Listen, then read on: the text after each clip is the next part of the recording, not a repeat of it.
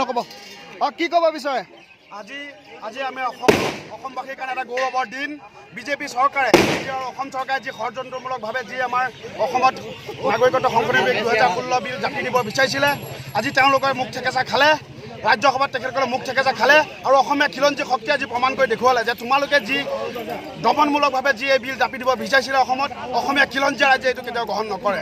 তোমালোকৰ এই ভণ্ডামিটো অসমীয়া খিলঞ্জীয়া মানুহে আজি বুজি উঠিলে, সম্বাদৰ শুনোৱালে। এজন যি জাতীয় নায়ক বুলি আমি এটা সময়ত কৈছিলোঁ, আজি তেখেতে নিৰ্লজ্জভাৱে দিল্লীৰ ওচৰত আঁঠু ল'লে। এই কথা খিলঞ্জীয়া মানুহে কোনো পৰ্যায়ে মানি নলয় আৰু সৰ্বানন্দ সোণোৱালে অতি শীঘ্ৰে মই ভাবোঁ তেখেতে অতি শীঘ্ৰে মুখ্যমন্ত্ৰী পদৰ পৰা তেখেতে খিলঞ্জীয়া পক্ষত আছে, তেখেতে খিলঞ্জীয়া হৈ মান মাতক। তেখেতক অবৈধ বাংলা খেতি দেখি ভোটত তেওঁ জিকা নাছিলে, তেখেত জিকিছিলে অসমীয়া খিলঞ্জীয়াৰ ভোটত। আজিতো অনিৰ্দিষ্ট কাললৈকে বন্ধটো কাইলৈ আজি অনিৰ্দিষ্ট কাললৈকেহে তেওঁলোকে সেইটো হেৰি কৰিছে। পৰৱৰ্তী সময়ত আমাৰ গোটেই বিষয়বস্তুবিলাক আমি নিৰীক্ষণ কৰিম। ভৱিষ্যতৰ দিনত এই বিল আমি অসমত আমি কেতিয়াও হ'বলৈ নিদিওঁ। দৰকাৰ পৰিলে আমি পাণ দিবলৈ আমি ৰেডি আছোঁ, কিন্তু এই বিল আমি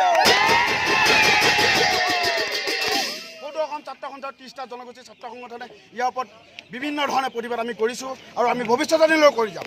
বিজেপি চৰকাৰে সম্পূৰ্ণৰূপে মুখ থেকেচা খালে, গৃহীত হ'বলৈ আমি কোনো পৰ্যায় নিদিওঁ।